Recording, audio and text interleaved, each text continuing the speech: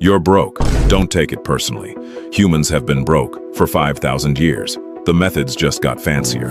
We went from clay tablets to crypto, from grain loans to Goldman Sachs, from bartering goats to shorting stocks. And somehow at every single step, someone figured out a new way to owe someone else money.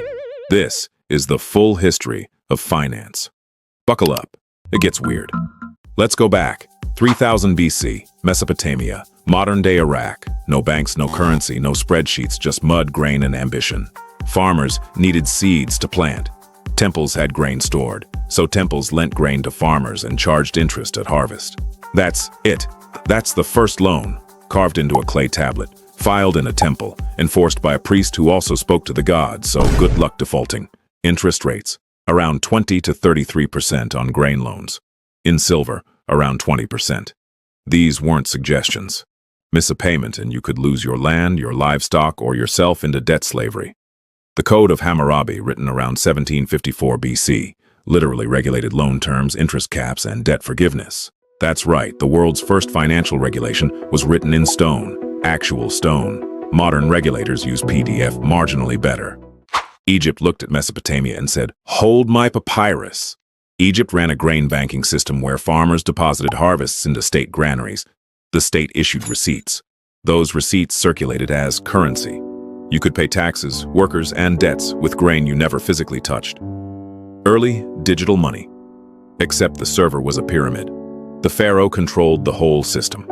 No private banks, no competing currencies. One ruler, one economy, total control. It worked. For a while, until it didn't, because it never does. Around 600 BC, the Lydians in modern-day Turkey did something world-changing. They minted the first standardized metal coins, electrum, gold-silver alloy, stamped with a lion's head. Suddenly, value was portable, standardized, and universally recognized. Greece ran with it. By 500 BC, every city-state had its own coins. Athens had the owl, Corinth had the Pegasus. Sparta, in true Spartan fashion, used iron bars to discourage wealth accumulation. That backfired, obviously. With multiple currencies came currency exchange. Enter the trapezitai, Greek money changers. They sat at tables, trapeza means table, exchanged coins, took deposits, made loans, and financed trade voyages. The world's first bankers, running the world's first banks, from a table, in a market, next to someone selling olives. The system worked because of one principle that still runs global finance today: trust. If you trusted the banker, the system ran. If you didn't, you buried your coins in the garden. Some things never change.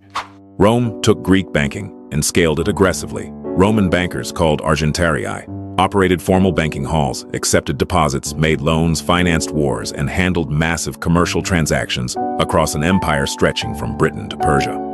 Rome also developed sophisticated financial instruments: contracts, insurance on shipping cargo, annuities, payments for life in exchange for a lump sum. Sound familiar? It should. You're still buying these. Rome even had a stock market of sorts. Publicani were private companies that bid on government contracts, tax collection, road building, military supply. Their shares, called partes, were traded publicly in the Roman Forum, the world's first publicly traded companies, 2,000 years before the Rome collapsed. Overextension, debasement of currency, inflation, and fiscal mismanagement brought down the greatest empire the world had seen.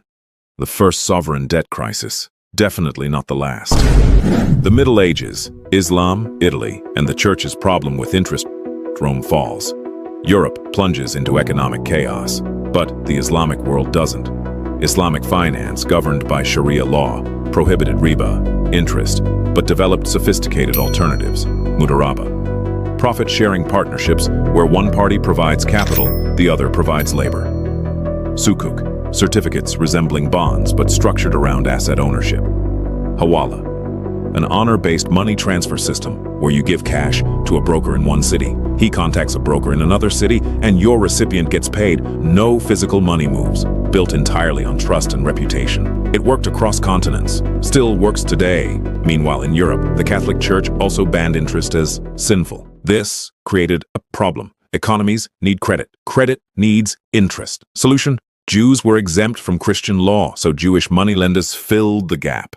However, their involvement in moneylending fueled widespread social resentment. entrenched harmful stereotypes of greed, and allowed monarchs to exploit them as economic scapegoats. Italian merchants, particularly in Florence and Venice, got creative. They invented the bill of exchange, a written order to pay a specific amount in a different city in a different currency at a future date. Technically, not interest. Practically, absolutely interest. The church blinked. Commerce won. The Medici Bank, the first financial empire, Florence, 1397. Giovanni de' Medici de' Medici opens a bank. His grandson Cosimo turns it into the most powerful financial institution in Europe. The Medici Bank had branches in London, Geneva, Bruges, Venice, Rome. It invented the holding company structure. Each branch was a separate legal partnership to limit liability. They were papal bankers, managing Vatican finances. They financed wars, art, and governments. They invented the letter of credit, letting merchants travel without carrying gold. They effectively created the architecture of modern international banking. And then they got greedy. Overextended to bad clients, including the King of England, who just didn't pay back. The bank collapsed in 1494. First too big to fail institution. Also, the first too big to save outcome. Joint stock companies. Spreading the risk. The problem with funding a trade voyage to Asia. It costs a fortune, takes 2 years, and ships sink. No single merchant could absorb that risk alone. Solution: spread it. The Dutch East India Company, VOC, founded in 1602, sold shares to the public. Hundreds of investors each put in money. Each owned a proportional slice of the company. Each shared proportionally in profits or losses. The Amsterdam Stock Exchange was born to trade these shares. World's first publicly traded joint stock company. World's first stock exchange. World's first IPO. World's first bubble. Because inevitably, share prices disconnected from reality. Speculation took over. People bought shares not for dividends, but to sell higher to someone else. The VOC shares swung wildly. The logic of modern markets, fear, greed, momentum, was already fully operational in 1602. Nothing new under the sun, except the losses. Those always feel new. Tulip Mania. The world's first speculative bubble. Netherlands. Tulips. Specifically, rare tulip bulbs with flame-patterned petals caused by a virus, which nobody knew at the time. They were exotic, beautiful, and status symbols. Prices climbed, then climbed more. At peak, a single Semper Augustus tulip bulb sold for 10 times the annual salary of a skilled craftsman. Futures contracts on tulip bulbs were traded in taverns. People mortgaged houses for flowers. Then in February 1637, prices collapsed overnight. Buyers vanished. Contracts became worthless. Fortunes evaporated. The Dutch government eventually voided most contracts at 3.5 cents on the dollar. First recorded speculative bubble. First recorded crack. First recorded government bailout of financial instruments. A pattern was born. It would repeat in 1720, 1929, 1987, 2000, 2008, 2021, and whatever is happening right now. Central banks. Governments get into banking. Sweden creates the world's first central bank, Riksbank. 1694. England creates the Bank of England to fund a war against France. The deal: private investors lend the government £1.2 million. In return, they get a royal charter to operate a bank, take deposits, issue banknotes. Banknotes, paper that said the Bank of England would pay you gold on demand. People accepted paper instead of hauling gold. Confidence in the institution replaced confidence in the metal. This is the fundamental leap. Money is no longer a thing. Money is a promise backed by an institution backed by a government backed by military force and collective belief. Pull any thread and the whole thing depends on trust. Central banks also became lenders of last resort. When private banks ran out of money, the central bank could print more and lend it. Basically, a safety net for the financial system, with the obvious temptation to abuse it. The gold standard. The world tries to stay honest. By the 19th century, most major economies had adopted the gold standard. Every unit of currency was directly linked to a fixed quantity of gold. You could walk into a bank and exchange your paper for gold. Governments couldn't print money beyond their gold reserves. It enforced discipline. It also enforced deflation during crises, crushed wages, and made recessions far more brutal than necessary. The gold standard looked stable. It was fragile. World War I broke it. Governments printed money to fund the war. Post-war attempts to restore it failed spectacularly.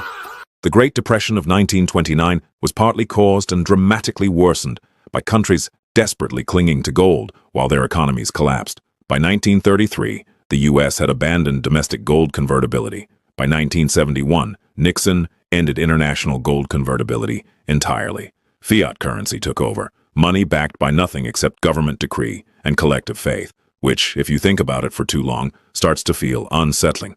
Don't think about it too long. Wall Street. America builds the machine. 24 brokers signed the Buttonwood Agreement under a buttonwood tree on Wall Street in Manhattan. They agree to trade securities only among themselves and charge fixed commissions. The New York Stock Exchange is born. America spends the 19th century building railroads, factories, and industrial empires funded by equity and bond markets. J.P. Morgan personally finances governments and corporations. Robber barons accumulate wealth that makes today's billionaires look modest in comparison. John D. Rockefeller, at peak wealth, controlled roughly 1.5% of the entire U.S. economy. Then 1929, the stock market crashes 89% from peak to trough. Banks collapse. Unemployment hits 25%. GDP falls by a third. The Great Depression rewrites the rules. The Securities Exchange Act of 1934 creates the SEC. Glass-Steagall separates commercial and investment banking. Deposit insurance is introduced. The government accepts that finance needs regulation or it eats itself. Bretton Woods, the dollar, takes over the world. World War II is almost over. 44 allied nations meet in Bretton Woods, New Hampshire. They need a new global financial order. The decision, the US dollar becomes the world's reserve currency. All other currencies peg to the dollar. The dollar pegs to gold at $35 per ounce. The IMF and World Bank are created. America, the only major economy not bombed into rubble, agrees to anchor global trade. The world runs on dollars. The US gets to print the world's currency. An extraordinary privilege and an extraordinary responsibility. By 1971, the U.S. was running deficits from Vietnam and Great Society spending. Gold reserves couldn't cover circulating dollars. Nixon closed the gold window. The dollar floated free. And because global trade was already denominated in dollars, the world had no choice but to accept it. The dollar remained the reserve currency, not because of gold, but because of inertia, military power, and the fact that oil was priced in dollars. Petrodollar system. Energy runs the world. The currency that buys energy runs finance. Derivatives, leverage, and the casino, 1970s. Financial innovation accelerates. Options contracts, futures markets, currency swaps, interest rate derivatives. Instruments designed to hedge risk, which sounds responsible until leverage enters the chat. Leverage means borrowing to amplify bets. A 10 times leveraged position means a 10% market move wipes you out completely, or doubles your money. Usually wipes you out. Long-term capital management, 1998. Run by Nobel Prize-winning economists, leveraged 25 to 1, collapsed spectacularly. Required a Federal Reserve coordinated $3.6 billion bailout. The lesson: genius plus leverage plus overconfidence equals catastrophe. This lesson is learned and immediately forgotten by every subsequent generation of finance professionals. 2008, the everything breaks mortgages. Banks give home loans to people who clearly cannot repay them, bundle thousands of these loans into a security, give the security a AAA rating, sell it to pension funds, insurance companies, global banks. Everyone holds it. Nobody understands it. Housing prices rise. Everyone feels rich. Housing prices fall. Everything collapses simultaneously. Lehman Brothers, 158 years old, files for bankruptcy in September 2008. The global financial system freezes overnight. $10 trillion in household wealth evaporates in the U.S. alone. Central banks inject trillions. Governments bail out banks that were too big to fail, meaning too interconnected to let collapse without taking the economy with them. The word moral hazard enters popular consciousness. It means, if you know you'll be rescued, you take bigger risks. The system created an incentive for recklessness, then rewarded the recklessness with a rescue, then expressed surprise when recklessness continued. Bitcoin and the reaction, same year as the crash, not a coincidence. Satoshi Nakamoto publishes a white paper proposing Bitcoin, a decentralized digital currency. No central bank, no government, no trust institutions required. Trust in mathematics instead. Blockchain, a distributed ledger where every transaction is recorded, verified, and permanent. The appeal was philosophical. Remove the humans, remove the corruption. Bitcoin rises from $0 to $69,000, falls back to $15,000. rises again. The volatility proves it is currently more speculation than currency, but the underlying technology forces every central bank on Earth to reconsider what money actually is. Over 130 countries are now exploring central bank digital currencies. The 5,000-year-old question, what is money and who controls it, is being asked again, loudly. Where we are now, the financial system today is $100 trillion in global stock markets, $130 trillion in bond markets, $600 trillion in derivatives, contracts on contracts on contracts, a global network of central banks, commercial banks, investment banks, hedge funds, private equity, fintech platforms, and crypto exchanges, all interconnected in ways nobody fully maps. Regulated imperfectly, stressed periodically, rescued repeatedly. Every crisis produces new rules. Every new rule produces new ways around the rules. The game evolves, the incentives remain. Fear and greed don't require a history lesson. They've been running the show since a Mesopotamian priest carved interest rates into a clay tablet. 5,000 years, same story, different costumes. Someone has money, someone needs money, someone figures out how to profit from the gap between them. Someone regulates it, someone circumvents the regulation, something breaks. Everyone rebuilds. Repeat, the entire history of human civilization is, if you squint, a very long argument about who controls the money. We haven't resolved it. We just keep arguing in increasingly sophisticated languages.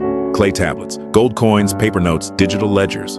What comes next? Nobody knows, but someone's already figured out how to charge interest on it.